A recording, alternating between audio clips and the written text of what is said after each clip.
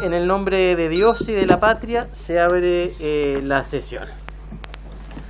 Bueno, saludar a cada uno de ustedes. Muchas gracias a los diputados que se encuentran aquí presentes y quienes están también haciéndolo de manera telemática. En primer lugar, el señor secretario de la lectura de la cuenta. Señor presidente, la palabra. Muchas gracias. Se han recibido 2 documentos enviados por el ex senador señor Ignacio Walker como parte de un taller sobre descentralización que coordina con la Pontificia Universidad Católica de Valparaíso, titulados Desafíos y oportunidades para una descentralización efectiva, una reflexión aplicada desde la región de Valparaíso, y la descentralización después de la pandemia, nuevos desafíos. Estos documentos han sido enviados a los correos de las y los miembros de la comisión, presidente. En segundo lugar, una nota de la bancada de la Unión Demócrata Independiente, por el cual comunican que el diputado señor Sergio Bobadilla reemplazará al diputado Celso Morales durante la presente sesión.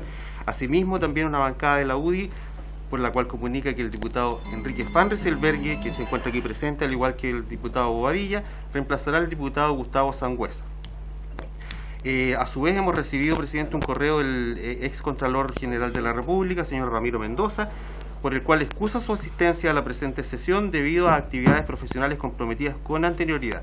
Sin embargo, confirma su disponibilidad para participar en la sesión que se realizaría el 20 de mayo próximo. Y por último, señor presidente, un correo del señor Aldo Casinelli, mediante el cual excusa su asistencia también a la presente sesión debido a que tenía compromisos adquiridos con anterioridad. Es toda la cuenta, señor presidente. Muchas gracias, señor secretario. Bueno, y ingresando a la orden del día, esta sesión tiene por objeto recibir en audiencia al ex senador, señor Ignacio Walker Prieto, quien expondrá sobre los antecedentes relacionados con el mandato que dio origen a esta iniciativa investigadora. Le damos las gracias, don Ignacio, por poder estar presente en esta comisión y sobre todo también considerando que hoy día está encabezando un taller de descentralización acá en la Universidad Católica de Valparaíso. Así que junto con agradecerle le doy la palabra. Bueno, muy buenos días, muchas gracias, señor presidente. Saludo a todos los honorables diputados y diputadas, a la secretaría. Efectivamente fui senador, pero mucho más importante fui diputado, señor presidente, así que me siento en mi casa.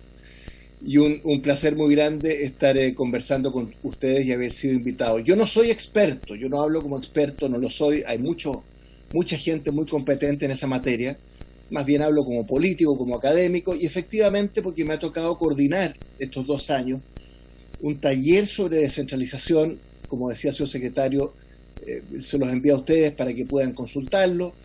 No es sobre el tema específico de la transferencia de competencias, pero sí una reflexión sobre cómo producir un acompañamiento, ¿no es cierto?, no solo desde el Estado, los partidos, el Parlamento, el Ejecutivo, sino que desde la sociedad civil, las universidades, las ONG, en fin, un acompañamiento de este proceso de descentralización en marcha, que evidentemente es histórico. A mí me tocó en el Senado, efectivamente, en los últimos años anteriores al 2018, participar muy activamente en esa discusión. Así que en esa calidad, como digo, no de experto, porque no lo soy, pero sí una persona que desde siempre, cuando fui diputado en los años 90, después en el Senado y en la región de Valparaíso, y en algunas instancias como este taller de descentralización que hemos organizado con la Pontificia Universidad Católica de Valparaíso, la Universidad Adolfo Ibáñez, la Fundación Piensa. Bueno, entonces, desde esa perspectiva, compartir brevemente un par de reflexiones. Cuando vi el sentido y el fundamento de esta comisión, que la Secretaría tuvo a bien enviarme, en el fondo está la pregunta, ¿no es cierto?, acerca de cómo estamos en este proceso de descentralización. Bueno, la afirmación que yo quiero hacer es que estamos absolutamente atrasados en materia de descentralización, pero no atrasados por la subdere, por la transferencia de competencias, voy a referir brevemente a ello. Estamos atrasados porque llevamos 240 años designando intendentes desde Santiago. Desde la reforma de los Borbones en 1770, en que se crean las intendencias como una forma de recentralizar el control sobre las colonias. Ahí estamos, 240 años después, es lo mismo. Los intendentes se designan desde Santiago, un elemento de continuidad entre la monarquía y la república. Entonces, a la pregunta si estamos atrasados, absolutamente atrasados, ¿no? Digo esto porque mucha gente se preguntaba cuando estábamos discutiendo esto en la Cámara de Diputados y en el Senado, ¿por qué tanto apuro? Nos decían. ¿Por qué no darnos más tiempo? ¿Por qué tanto apuro? Bueno, es al revés. Estamos muy atrasados, muy atrasados. Veo ahí al diputado Rodrigo González, hemos trabajado con Ewan y con tantos de ustedes, y con Henrik von Behr, Rodrigo y tanta gente que ha estado, ¿no es cierto?, empujando este carro modestamente desde este taller de descentralización. Entonces, tenemos una larga historia de casi 2 siglos y medio de centralismo. Bueno, en segundo lugar, somos el único país de los 34 estados de la OCDE, el único, no hay otro, que no elige a sus autoridades regionales. No hay otro. Algunos son unitarios, otros son federales, otros son semifederales o estados regionales, y el caso de Francia, de España, de Italia, hay muchas modalidades. Pero esos 33 de los 34 estados tienen una sola gran característica en común. Todos eligen a sus autoridades regionales, salvo Chile. Y como si todo lo anterior fuera poco, señor presidente, tenemos el gasto subnacional más bajo de los 34 países de la OCDE. Lejos, el más bajo. Cierto que ahí se computa más bien el gasto de los gobiernos municipales, porque como no tenemos gobiernos regionales, autónomos, ¿no es cierto?, cuando hablamos de gasto subnacional, básicamente se refiere al tema de los gobiernos municipales. Bueno, doy esos brochazos de antecedentes porque estamos muy atrasados, ¿no?, en esta materia tan importante, junto con la democratización, la descentralización, ¿no?, que partió con el presidente Elwin, después con el presidente Frey. Ustedes saben, en el 92 elegimos alcaldes, concejales, después elección directa de alcaldes, introdujimos los consejeros regionales. Bueno, pero esa es la parte política, ¿no es cierto?, de elección, de dotar de una legitimidad democrática a las nuevas autoridades regionales. Bueno, junto con eso quiero decirlo, porque lo percibí fuertemente en los 8 años que fui senador por la región de Valparaíso. En relación a este tema, yo quiero ser muy franco, hay terror en la élite política dirigente, de derecha, de centro o de izquierda. Hay terror al proceso de descentralización, ¿no? ¿Para qué decir la descentralización fiscal? Especialmente entre economistas, insisto, de derecha, de centro o de izquierda, ¿no? Entonces, hay que perderle el miedo a la descentralización, ¿no? Porque evidentemente que es un compromiso muy importante que hemos adquirido con el país, y hacer las cosas bien, sin apuro. Estamos atrasados históricamente, quise decir, ¿no? Pero en la materialización y aplicación de la reforma constitucional, ¿no es cierto?, y los contenidos principalmente de la ley 21.074, que es la ley madre. La otra ley está referida a la elección de gobernadores, pero estamos hablando más bien de la ley 21.074, ¿no? Bueno, hacer las cosas bien, es decir, sin apuro, en esta aplicación. Ha tomado muchas décadas, mucho tiempo llegar a esto. Entonces no podemos fallar, ¿no? Y tenemos que hacer las cosas con mucho cuidado, con mucha competencia técnica, buscando acuerdos, porque este no es un tema de mayoría-minoría, gobierno-oposición, derecha-izquierda, sino que es un tema de país, ¿no es cierto?, de Estado.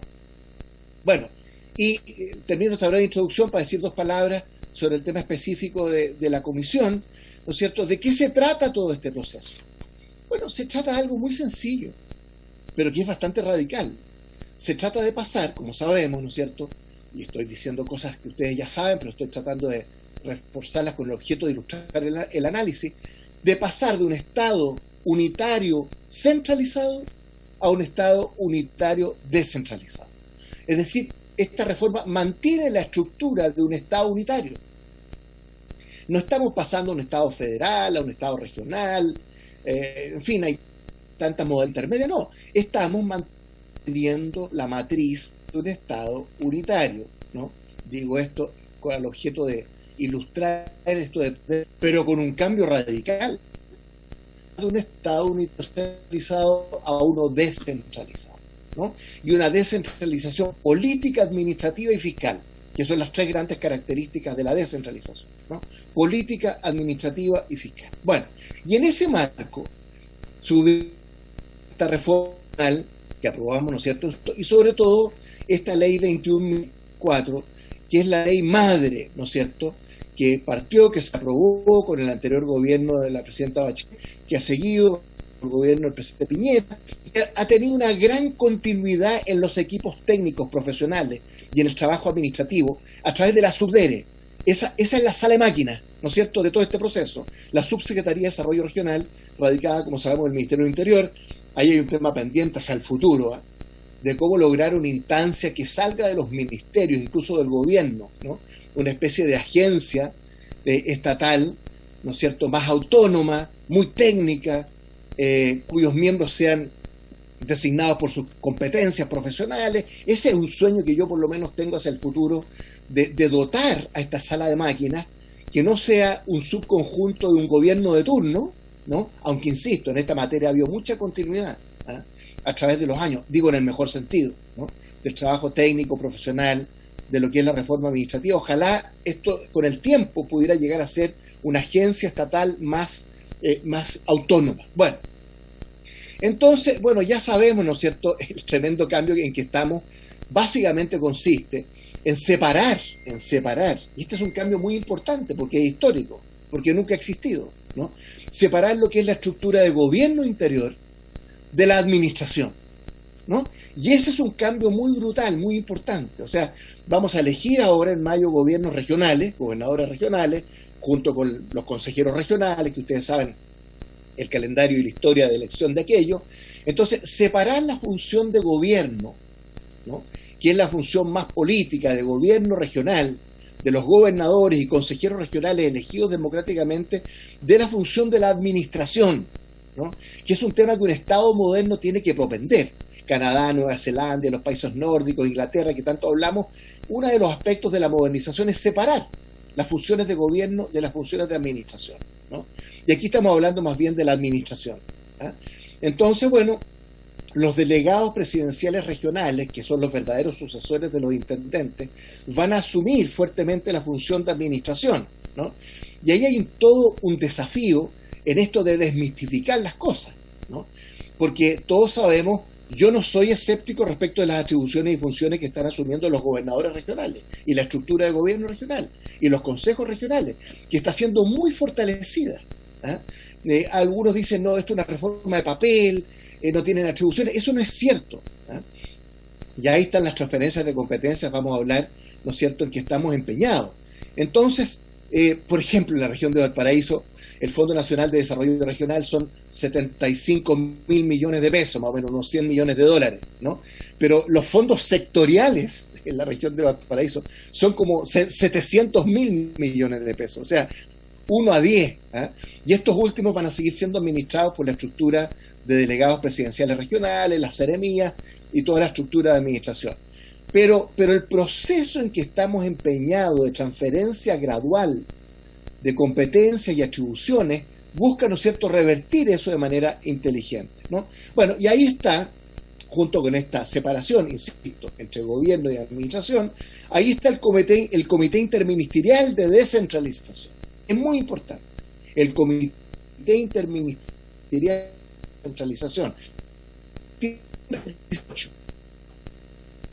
18. Estamos más de 2 años con un comité compuesto por ministros, por sus representantes, ¿no es cierto?, que asesora y recomienda al presidente de la República sobre transferencias de competencias, ¿no?, que es el tema central que entiendo que preocupa a la Comisión con mucha razón. Entonces, este comité interministerial lleva 2 años y medio de trabajo, ¿no?, haciendo la pega, perdón la expresión, señor presidente, pero y esto fue concordado en esta norma, la ley 21.074, ¿no? Hemos estado entonces dentro de los ritmos, el dinamismo, ¿no es cierto?, y la lógica de esta reforma.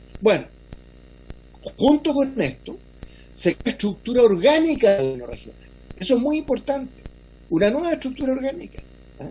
Entonces, ahí se crean, ustedes saben, 3 nuevas divisiones. A las 2 o 3 ya existentes, se crean 3 nuevas divisiones. Este proceso está perfectamente en marcha, ¿no es cierto? Pero ese es un cambio administrativo muy importante desde el punto de vista de dotar de funciones y atribuciones y competencias, ¿no es cierto?, al nuevo gobierno regional. Esos son como 20 cargos, no se crean los jefes de unidad de control. Muy importante los jefes de unidad de control, porque es el tema de la probidad y la eficacia. Todos sabemos las tendencias a la corrupción que puede haber en gobiernos municipales o regionales cuando no hay reglas claras sobre auditorías, contralorías, ¿no es cierto? Esta unidad de control, yo la asigno la mayor importancia en esta transición. Todo esto que estoy mencionando está en marcha, se está haciendo, estamos en proceso de los traspasos. Y el administrador regional, muy importante, tal como existe a nivel municipal, ¿no es cierto?, que junto con el alcalde hay un administrador municipal. Bueno, esta figura del administrador regional, insisto, siempre en la idea de distinguir las funciones de gobierno de las de administración y tratar de dotar a las funciones de administración de la mayor capacidad técnica, profesional, ¿no es cierto? Bueno, entonces estamos en un proceso en marcha, históricamente muy atrasado, pero en estos aspectos de aplicación e implementación se está haciendo la pega, ¿no? En la sala de máquinas, insisto, que la Subsecretaría de Desarrollo Regional, desde Ricardo Cifuentes, ¿no es cierto? Ustedes recuerdan que partió con el gobierno Bachelet hasta María Pía Troncoso, hoy día con todo su equipo. Los equipos permanecen desde el punto de vista técnico, profesional, y su coordinación con los gobiernos regionales.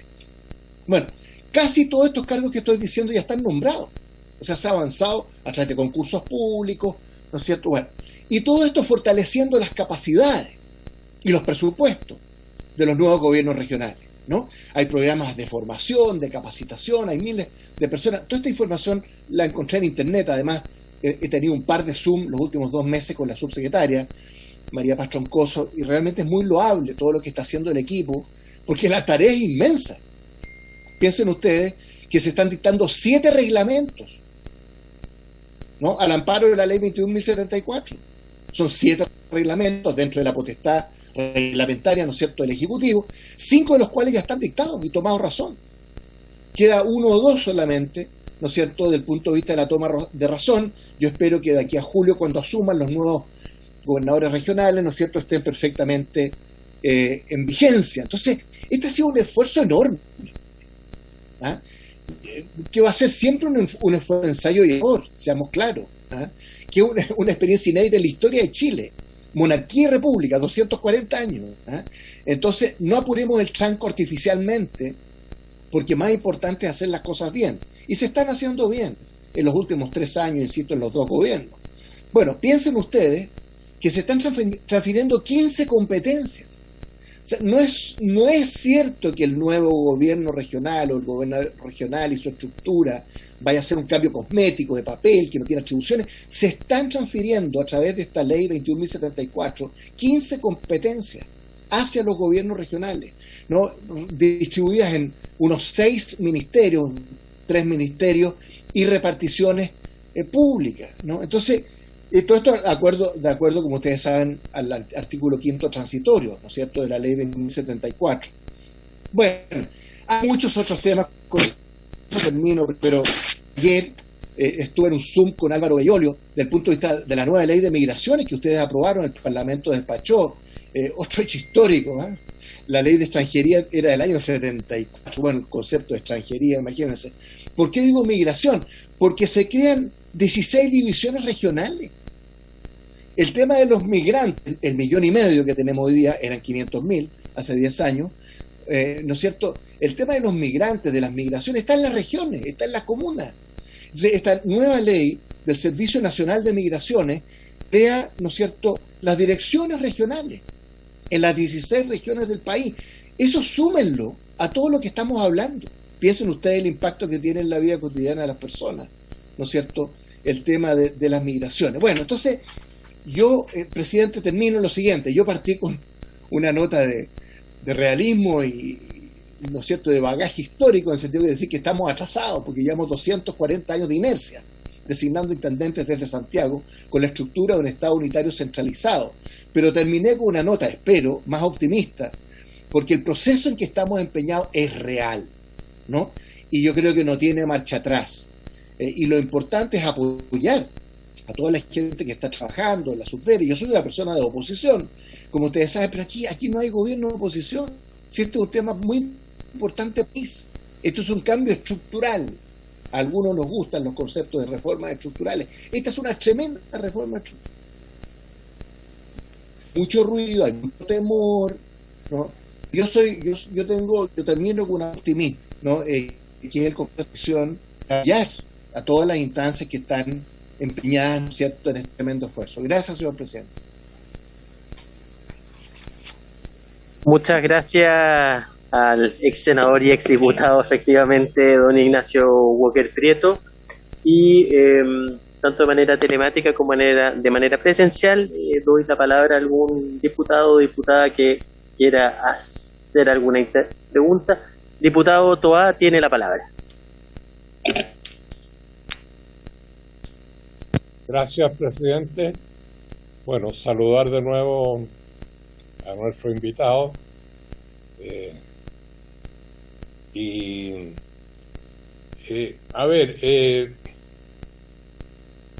Como Ignacio bien sabe, hay una distancia muy sustantiva entre lo que la Comisión Presidencial Asesora que nombró la presidenta Bachelet y de la cual yo fui parte, y sus recomendaciones y la realidad actual.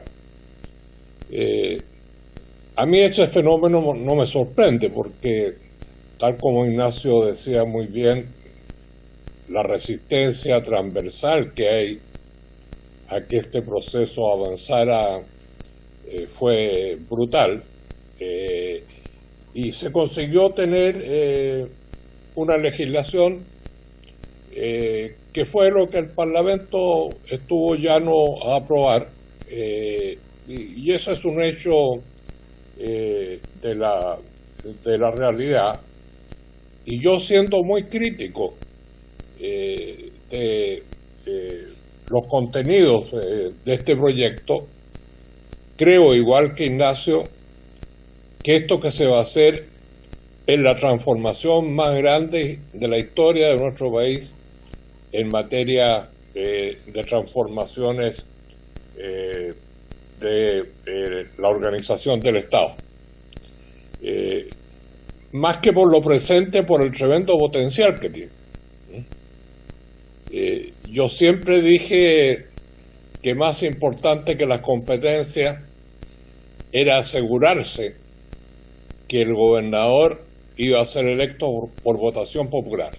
Y yo creo que ahí está la gran fortaleza y la gran potencialidad de esto, en la medida que se elijan gobernadores que realmente están dispuestos a jugársela, que estén dispuestos a tomar riesgo. Esto puede tener un potencial muy significativo. Pero en lo que está sobre la mesa hay un tema, Ignacio, que a mí me preocupa mucho. Varios ministerios, voy a citar Obras Públicas, que lo conozco mejor, y como intendente me tocó más interactuar con él, desarrolla una cantidad de proyectos que son enteramente de interés regional.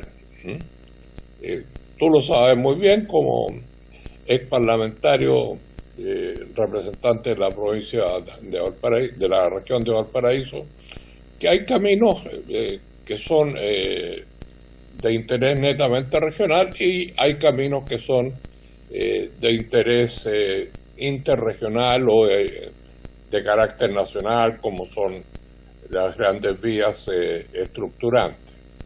Bueno, para poder priorizar esas inversiones, existió hasta ahora lo que era el gabinete regional, que, encabezado por el intendente, incluía a los seremis y a los directores regionales, y que los seremis tenían doble dependencia. Eran nombrados de común acuerdo entre el intendente y el ministro respectivo, y eran parte de ese gabinete regional que se reunía semanalmente. En este modelo, tal como nos fue confirmado por los representantes del Ejecutivo, esos seremis pasan a responder ahora al delegado presidencial. Por tanto, si bien es cierto la buena voluntad, la mayor afinidad que haya entre el gobernador y estos seremis, se podrán provocar reuniones informales, jerárquicamente esa dependencia se rompió. Y a mí, entre todas las preocupaciones, para mí esa es la preocupación fundamental. Esto mismo se da con todos los ministerios que tienen proyectos que son de interés netamente regional y que se van a continuar decidiendo en Santiago. La otra cosa es una apreciación más bien de carácter político, sociológica, de la profunda desconexión que hay de la ciudadanía con este proceso. La verdad que cuando uno, y yo lo hago día a día, le pregunta a la gente qué es lo que es esto de la elección de los gobernadores regionales, el porcentaje de gente que dice no tener idea es extraordinariamente significativo. Y esto es muy importante desde el punto de vista que tú señalabas, que el control ciudadano va a ser un factor muy fundamental para que este proceso se siga profundizando. En el aspecto político voy a cometer una infidencia. Bueno, creo que todos los partidos a los cuales pertenecemos, quienes estamos en esta sesión, siempre la designación de los candidatos son luchas encarnizadas. En la región del Biobío, que es una región importante, especialmente en este tema,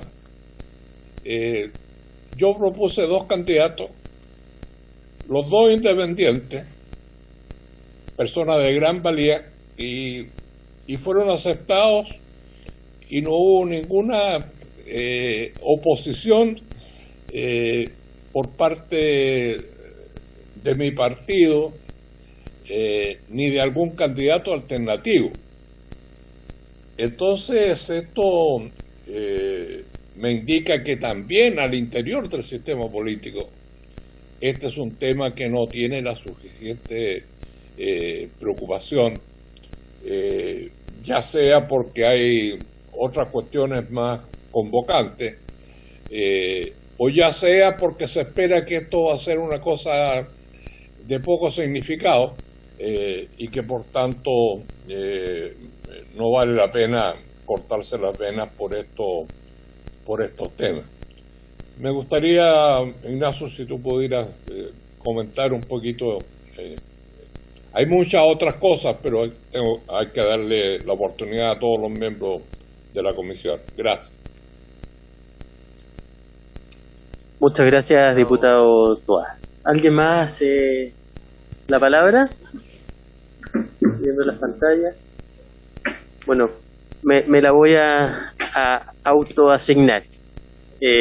Bueno, junto con agradecer la exposición de Ignacio Walker, me gustaría saber cuáles son los desafíos que está habiendo para adelante y sobre todo hoy día cuando hay una ley corta que está tratando de resolver algunas problemáticas que se están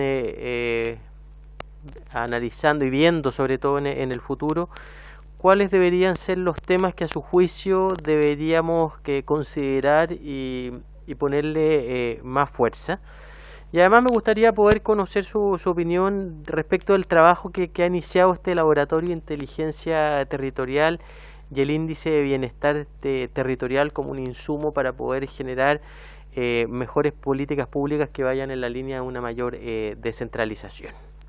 No sé si alguien más quiere la palabra o le solicitamos poder responder las preguntas a don Ignacio Walker. Don Ignacio, la palabra. Bueno, muchas gracias, señor presidente. Yo comparto todo lo que ustedes han dicho. Con Jaime Toá, que venimos tantos años trabajando juntos. La verdad es que él tiene la experiencia que yo no tengo de haber sido parte de esa descentralización desde el punto de vista del gobierno regional. Yo comparto lo de la brecha entre lo que se prometió y la realidad actual, las resistencias transversales, el potencial, subrayo eso que él menciona, de la actual transformación, la desconexión de la ciudadanía. La verdad, Jaime, es que aquí, diputado, aquí tenemos dos grandes desconexiones de mayo, ¿no? Uno de la ciudadanía con los gobernadores y otro con los convencionales, ¿no es cierto? Que cuesta mucho explicarle a la gente, más allá de los alcaldes y concejales, que es una historia conocida desde la ley de la Comuna Autónoma de 1891. Pero como estas dos son grandes innovaciones, elegir gobernadores por la primera vez en la historia de Chile y elegir una constitución y una convención por primera vez en la historia de Chile, claro que hay mucha falta de información, mucha desconexión, porque este es un proceso. La reacción que quiero hacer a lo que dice el diputado Toá es la siguiente.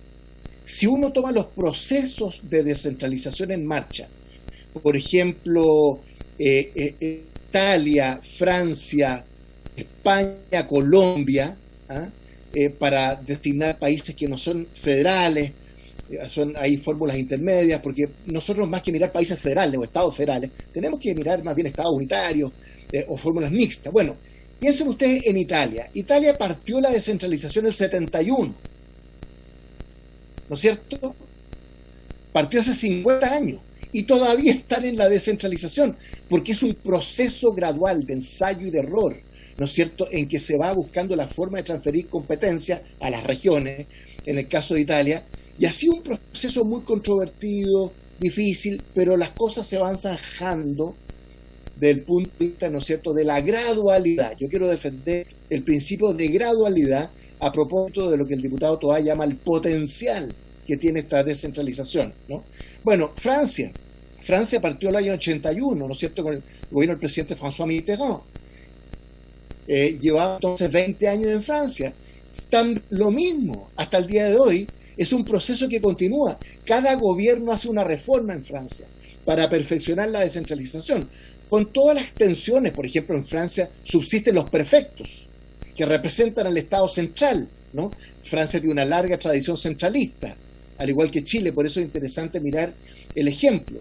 Bueno, pero son procesos en marcha. Bueno, las autonomías en España, ustedes saben que son un tema permanente, ¿no es cierto? No solo desde el punto de vista técnico, administrativo, sino que también desde el punto de vista político, bueno, por las características bueno, Colombia, ¿no? Que también ha tenido distintos grados de maduración. Entonces, lo que yo quiero defender es que este proceso partió, este proceso está en marcha. Tenemos una reforma constitucional, la ley 21.074, los 7 reglamentos que van a estar listos, ¿no es cierto?, las 15 competencias que se están... Entonces, este es un potencial. Y ahí está el rol importante de los gobernadores, elegidos democráticamente. Mucho se discutió esto de los bueyes y la carreta, ¿no? ¿Quién es primero? ¿Cómo estamos eligiendo gobernadores sin antes transferir las competencias, las atribuciones, las funciones? A mí me gusta la fórmula que adoptamos en esta materia. Yo estoy de acuerdo con el diputado Toá que hay muchos otros aspectos que yo hubiese querido hacer de una manera distinta, pero ¿cuál es la ventaja? Que este proceso es absolutamente imposible de materializar si no hay liderazgos regionales. Y el gobernador o gobernadora regional va a ejercer un liderazgo político regional para tirar la carreta. Es cierto, existe el peligro que se transforme esto que algunos llaman el sindicato de los gobernadores reclamando contra Santiago. Todas estas cosas pueden ocurrir, pero los verdaderos liderazgos políticos en las regiones van a ser aquellos que logran empujar este carro no en una actitud mendicante o suplicante, perdón la expresión, sino que tratar de movilizar las energías creadoras, ¿no es cierto?, desde las regiones, ¿no? Y ahí hay, yo creo, una función muy, muy importante en esa materia. Y ahí paso a la pregunta que formula el presidente, muy adecuada y muy atingente, muy pertinente, porque todo esto supone contar con el concurso de la sociedad civil, ¿no? De las universidades regionales, por ejemplo. Este esfuerzo de mi taller, el que yo participo, está la Universidad Católica de Valparaíso, está la Universidad Adolfo Ibáñez, en su sede en Viña del Mar, está en Fundación Piensa. Hay todo un potencial vibrante de la sociedad civil, y ahí se enmarca esto de IBT, el índice de innovaciones notables en Chile y en América Latina en muchas décadas. Es una iniciativa que dio a conocer la Universidad Adolfo Ibáñez hace 2 semanas, me invitaron a participar en la presentación, es completamente extraordinaria. O sea, lo que hace el IBT, nótese, índice de bienestar territorial, porque toda la idea es que si esta reforma político-administrativa, macrocefalia borbónica político-administrativa, así la llamo yo, porque somos borbones y somos político-administrativa, si eso no va acompañado con la desconcentración de las actividades económicas y productivas, repito, no es solo descentralización política administrativa de arriba abajo, sino desconcentración de las actividades económicas y productivas desde abajo. Y eso supone incorporar lo que se llaman los territorios inteligentes. Los territorios inteligentes. En la revolución digital que estamos viviendo con Internet, bottom up, de abajo para arriba, ¿no? Entonces, ¿cómo se encuentra esta descentralización político-administrativa con la desconcentración de las actividades económicas y productivas y los territorios inteligentes? Esa es la fórmula que tenemos que lograr, ¿no? Y este IBT hace algo muy sencillo. Sistematiza y organiza y actualiza toda la información, la data, la evidencia empírica que está hoy día, que está disponible. Pero hay que organizarla, sistematizarla, actualizarla. Y se crea este índice de bienestar territorial para que desde la manzana, no el barrio, no el vecindario, no la comuna, no, mucho más abajo, la manzana. Los datos en Chile hoy día, porque hemos modernizado nuestras estructuras en forma que no nos imaginamos, parten con la manzana georreferenciada. Todo ese dato, este IBT, lo organiza, lo sistematiza, lo actualiza. ¿Para qué? Para ponerlo a disposición de los gobiernos regionales y municipales para la formulación de la política pública. Entonces, esto está lleno de posibilidades. Quiero subrayar esto del potencial, ¿no es cierto?, que señala el diputado Toá. Entonces, bueno, a propósito de la ley corta, que es la mesa técnica de descentralización, ¿no? Porque en los últimos 2 años todos veíamos que había un problema, por ejemplo, en los conflictos de competencia, ¿no es cierto?, entre distintas autoridades, algunos vacíos legales. Bueno, se creó esta mesa técnica de descentralización que devino en la ley corta, ¿no es cierto?, que va a poder resolver algunos de estos aspectos. Entonces, lo que yo quiero decir y terminar, porque las preguntas son muy buenas, es que hacia adelante, nosotros, más que buscarle el pero, la coma, el punto, el vacío, la contradicción, tenemos que apoyar este esfuerzo y hacerlo no solo desde arriba, desde el Estado, sino desde abajo, ¿no? Desde la manzana, la sociedad civil, las universidades, los territorios inteligentes, ¿no? Porque ahí está la realidad, ¿no?, de la economía, la sociedad chilena, que si no llega allá, esta descentralización va a haber fallado. Si la gente no percibe en su realidad cotidiana, en su manzana, en su barrio, en su territorio, ¿no es cierto?, en su paradero de micro, en su reciclaje local, si no percibe que esta descentralización le llega a su vida cotidiana, esto va a haber fracasado. Y por lo tanto, esto tiene que ser de arriba para abajo, pero de abajo para arriba, ¿no? Y ese es el encuentro que hay que producir, creo yo.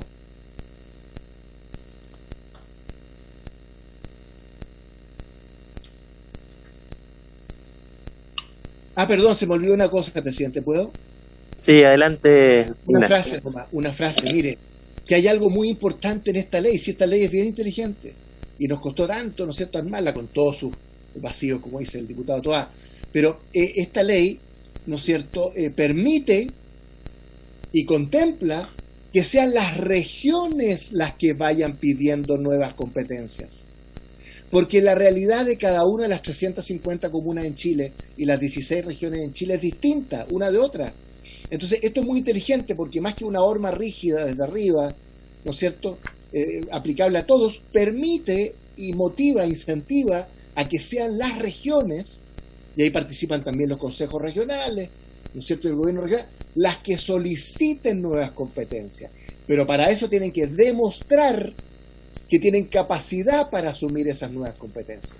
Entonces, habrá regiones que van más adelante que otras y habrá un proceso de aprendizaje entre una y otra para ir aprendiendo de los ritmos de cada región Y creo que ese mecanismo tan sencillo, ¿no?, de que las regiones puedan pedir nuevas competencias, tiene un tremendo potencial.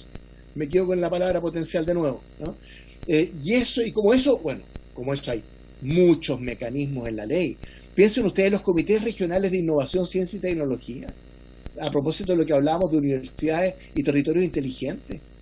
Los comités regionales de innovación, ciencia y tecnología. Si yo fuera gobernador, partiría por ahí, ¿no? Y por lucirme como región, en innovar, incorporar ciencia, tecnología, universidades, el IBT, etcétera. Porque ahí está Chile, ahí está la vida cotidiana de las personas, y eso tiene un tremendo potencial, más los PROT, ¿no es cierto?, y todo lo que sabemos de ordenamiento territorial, comunal. Entonces, yo soy entusiasta de este proceso, a pesar de todas las limitaciones.